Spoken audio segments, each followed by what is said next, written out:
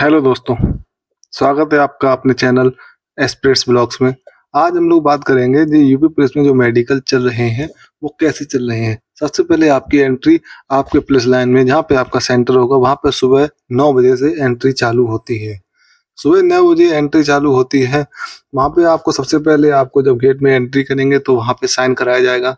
वहाँ पे साइन कराने के बाद जब आप अंदर जाएँगे तो वहाँ पे आपको निर्देश दिए जाएँगे आप अपना फ़ोन अंदर नहीं ले जा सकते।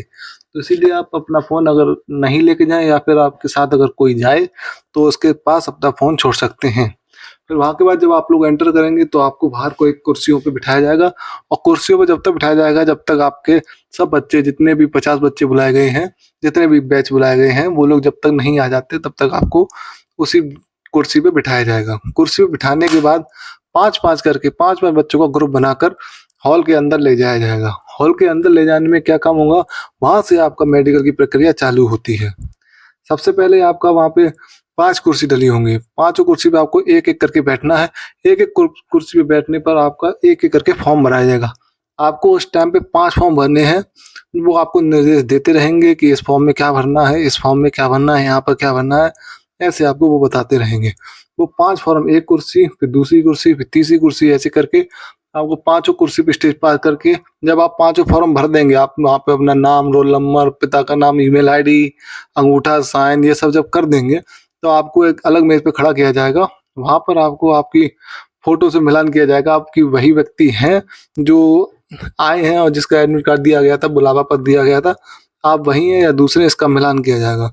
जब ये सब काम हो जाएगा, आप शुरू के 5 बच्चों का, फिर उनको बाहर निकाल दिया जाएगा और अगले 5 बच्चों को अंदर लिया जाएगा। ऐसे ही प्रक्रिया चलती रहेगी। जब पूरे 50 बच्चों की यह प्रक्रिया हो जाएगी, उसके बाद फिर से 5-5 बच्चों को अंदर बुलाया जाएगा।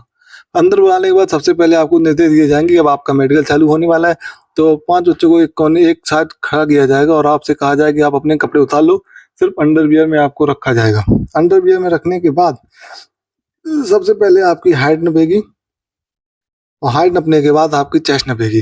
अगर हाइट या चेस्ट में किसी बच्चे को कुछ दिक्कत है, किसी कम नाप रहे हैं, तो दिक्कत की बात नहीं है, वहाँ का स्टाफ बहुत कोऑपरेटिव है, वो आपकी बात सुनते हैं, बच्चों को ज़्यादातर है पास ही कर देते हैं। 100% रिज़ल्ट रह रहा है ज़्यादातर जिलों का।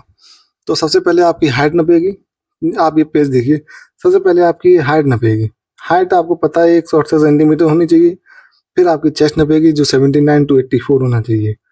ये सब आपके नपने के बाद सबसे पहले आपका डॉक्टर अपने पास बुलाएगा, वो आपसे जंप करने को कहेगा। आपको थोड़ा जंप करना है, वो आपकी नौकरी चेक करेगा, आपकी वेरिकोज़ वेन चेक करेगा, आपको मुड़ने को कहेगा, फिर आपका अंदर एक वो कमरे में लेके जाएगा, वहाँ पर आपका प्राइवेट पार्ट भी चेक होता है। ऐसे-ऐसे कोई सेंटर पे प्राइवेट पार्ट चेक हो रहे हैं, लेकिन किसी-किसी सेंटर पे नहीं हो रहे हैं। तो बहुत से सेंटर पे सुनने को आया है, जैसा कि मैं भी कल मेडिकल देके आया हूँ, तो प्राइवेट पार्ट चेक हो रहे हैं। प्राइवेट पार्ट चेक होने के बाद फिर आपको आगे ले जाया जाएगा। आगे ले जाने के बाद जैसे कि अगली प्रक्रिया, जैसे आँख की चेक करें, आँख पे सबसे पहले वो आपकी आँखों में टॉर्च मारेंगे। टॉर्च मारने के बाद वो आपका आँख का महंगापन चेक करेंगे, उसके बाद कलर ब्लाइंडनेस वाली वो बुक पढ़ाएँगे जिसमें नंबर लिखे होते हैं 5 से 24 ऐसे नंबर लिखे होते हैं।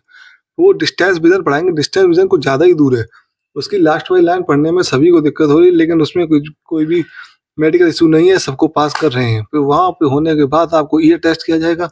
ईयर में अब आपके कानों में मशीन डालकर चेक कर रहे हैं। मशीन अंदर तक डालेंगे, वो देखेंगे और आपका कान बताएँगे ठीक है, फिर आपको एक वाइब्रेशन सुनाएँगे, बताएँगे कि कौन-सी कान में आवाज़ आ रही है। वो वाइब्रेशन सुनाने के बाद इतना ही प्रोसेस है, आपका मेडिकल कंप्लीट हो जाएगा। 10 मिनट लगता है, हर 10 मिनट में एक बच्चे का मेडिकल पूरा हो जाता है। टाइम लगता है तो सिर्फ़ आई वाले में टाइम लगता है क्योंकि वहाँ पे वो 3 चीज़ें कराते हैं। सबसे पहले वो आँख का महंगापन चेक करेंगे, फिर नियर विज़न चेक करेंगे, डिस्टेंस विज़न चेक करेंगे और कलर ब्लाइंडनेस वाली बुक पढ़ाएँगे। इतनी प्रक्रिया होने के बाद आपसे कह देंगे, आप अपने कपड़े पहन लीजिए और बाहर इंतज़ार कीजिए। ऐसे-ऐसे करके 5-5 लोगों का ग्रुप बनाकर सब बच्चों को कह देंगे बाहर इंतज़ार कीजिए। फिर लगभग 3-4 घंटे बाद जब सबका नंबर हो जाएगा, फिर 3-4 घंटे बाद सभी बच्चों को अंदर बुला लेंगे। अंदर बुलाने के बाद वो आपको बिठाएँगे, वहाँ के एसपी सिटी जो आएँगे, वो आपको निर्देश देंगे कि कैसे क्या करना है, आगे क्या प्रक्रिया रहेगी, कैसे आपको फॉर्म भरना है, कैसे आपको डॉक्यूमेंट सबमिट करने हैं। इसी बीच जब आपके ये डॉक्यूमेंट वेरिफ़िकेशन जब अंदर चल रहा होगा, तभी तभी बाहर एक लिस्ट लग जाएगी जिसमें ये पता चल जाएगा कि आपके यहाँ पे कितने बच्चे आए थे, कितने पास हैं, कितने फिट हैं, कितने अनफिट हैं। मेरे यहाँ पर लिस्ट जब हम लोग अंदर डॉक्यूमेंट सबमिट कर रहे थे, तभी बाहर लिस्ट लग गई थी। वहाँ पे पता चल गया था कि हमारे ग्रुप में 50 बच्चे हैं, 50 के 50 फिट हुए हैं, किसी को कोई दिक्कत नहीं थी। फिर डॉक्यूमेंट वेरिफिकेशन में जैसे जब लास्ट प्रक्रिया डॉक्यूमेंट वेरिफिकेशन की है, तो इसमें आपको 3 फॉर्म दिए जाएँगे। तीनों फॉर्म में पहला जो फॉर्म होगा, वैसे तीनों फॉर्म देखने में सेम होंगे, भरने में भी सेम होगा, लेकिन वो वहाँ पे निर्देश देंगे कि आपको ये पहला फॉर्म कैसा भरना है। वहाँ पे वो निर्देश देंगे कि ये फॉर्म में ऐसे-ऐसे ये लिखना है, थाना, जिला, 2 संभ्रांत व्यक्ति, ये सब लिखने के ऐसे लिखेंगे। एक पेपर वो बता देंगे आपको कि ऐसा लिखना है, और बाकी के 2 पेपर आपको हूबहू वही उतारना है। बस ध्यान रखना है कि उनके निर्देश का पालन करें। वो कहेंगे कि थाना नहीं लिखना है, तो मतलब वहाँ पर थाना नहीं लिखना है। एक में थाना लिखना होता है, बाकी 2 में थाना नहीं लिखना होता है। वो गोपनीय होता है, इसलिए वहाँ पे थाना नहीं लिखना होता है। जब वो दोनों कागज़ आप भर देंगे, वो 3 सेट बन जाएँगे आपके, और तीनों में एक-एक फ़ोटो चिपकानी होगी।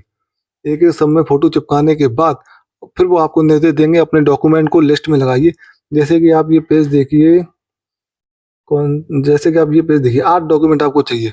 सबसे पहले आपको अपना 10th की मार्कशीट लगानी है, फिर इंटर की लगानी है। अगर आपने बीएससी कर रखी है तो बीएससी की भी लगा दीजिए। फिर आपको अंतिम शिक्षण संस्थान द्वारा चरित्र प्रमाण पत्र लगाना है। आपका ये कौन-सा भी चल जाएगा, चाहे आपने इंटर से बनवाया हो, चाहे आपने बीएससी से बनवाया हो, वो आपका चल जाएगा। फिर आपके पास निवास लगाना है, और आपको एससी/एसटी वाला या ईडब्ल्यूएस या फिर ओबीसी वाला कास्ट सर्टिफिकेट वो लगा देना है, कास्ट सर्टिफिकेट लगा देना है। फिर उसके बाद 2 संभ्रांत वाले में लोगों को दिक्कत आ रही है कि अलग-अलग प्रारूप चाहिए, एक साथ प्रारूप चाहिए।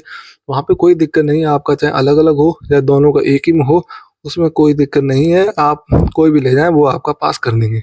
उसके बाद आपका शपथ पत्र चाहिए, ईमेल, और आपकी एक वोट का नाम, आपकी एक आईडी चाहिए, चाहे वो आधार कार्ड हो, चाहे पैन कार्ड हो, कुछ भी है, लेकिन आधार कार्ड मान्य है।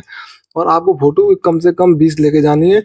वैसे लगती तो वहाँ पे सबसे पहले फ़ॉर्म में 4, फिर इस फ़ॉर्म में 3, 7 तो लग ही जाते हैं, उसके बाद वो और फ़ोटो माँगती है, इसलिए आप ज़्यादा से ज़्यादा 20 फ़ोटो तो लेके ही जाएँ।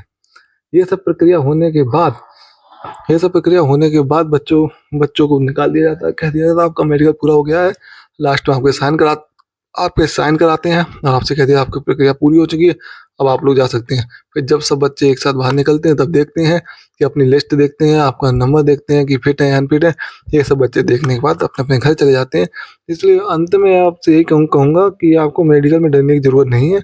मेडिकल बहुत अच्छा चल रहा है, किसी बच्चे को फेल नहीं कर रहे हैं, चाहे उसके कान, आँख, नाक, कान किसी में दिक्कत हो, फेल नहीं कर रहे हैं। बस हाइट में जो है ना, हाइट थोड़ा टाइट नाप रहे हैं, जिससे कि बच्चे की हाइट कम करने को हर एक की जितनी डीबी-पीएसटी में हाइट निकल रही थी, वहाँ से थोड़ी बहुत कम निकल रही है, क्योंकि वो टाइट नाप रहे हैं। लेकिन घबराने की ज़रूरत नहीं है, क्योंकि घबराने की ज़रूरत इसलिए नहीं है क्योंकि वो किसी बच्चे को फेल नहीं कर रहे, वो भी जानते हैं कि बच्चा कितना संघर्ष करने के बाद यहाँ पर आया है।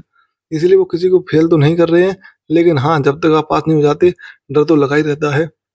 लेकिन आपको डरने की ज़रूरत नहीं है, जैसा कि मैंने बताया, किसी बच्चे को फेल नहीं कर रहे हैं, हर जिले में ज़्यादातर 100% रिज़ल्ट रह रहा है।